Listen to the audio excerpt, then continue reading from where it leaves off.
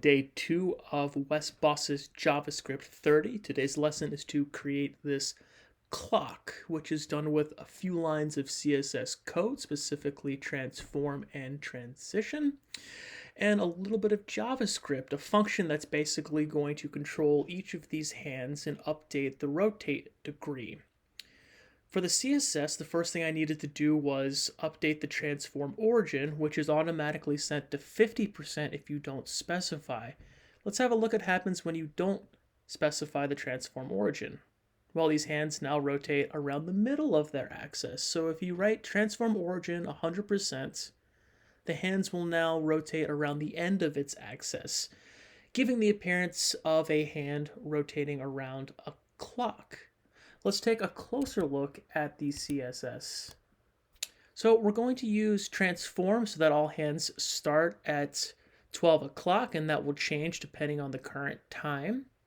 And originally I had transition and transition timing inside this hand class, but what I noticed was when the second hand in particular reached 0, transition would sort of reset, so to speak, and that would cause the hand to move all the way to 15 seconds and then snap back to 1 second very, very quickly, but it looked a little ugly. And so the solution I came up with was to do this.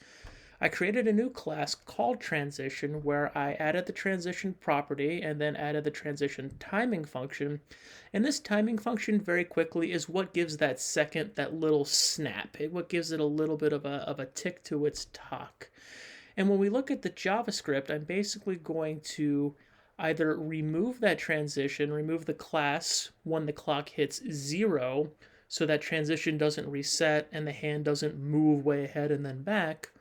Or if it's not at 0, I'm going to add that transition class back to the hand so that we could have that cool little tick-tock effect. Now, to take you through the JavaScript logic, I first grab all of the DOM elements.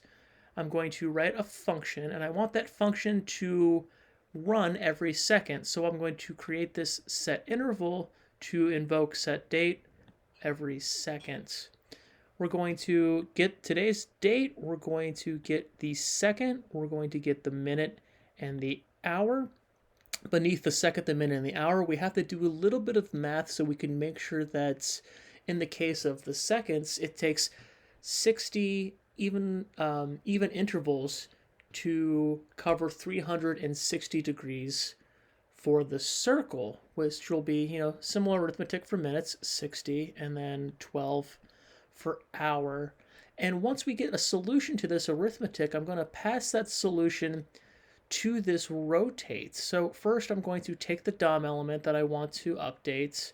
I'm going to update its CSS, and I'm going to give it this transform, and I'm going to have it rotate based off of the solution to this arithmetic. Now that's a little bit wordy, so let's go back to DevTools, and you'll see basically what it's doing. So I created that function that's going to do a little bit of math and then provide that answer to this rotate, to the CSS, and it's going to then turn around the clock. Thank you.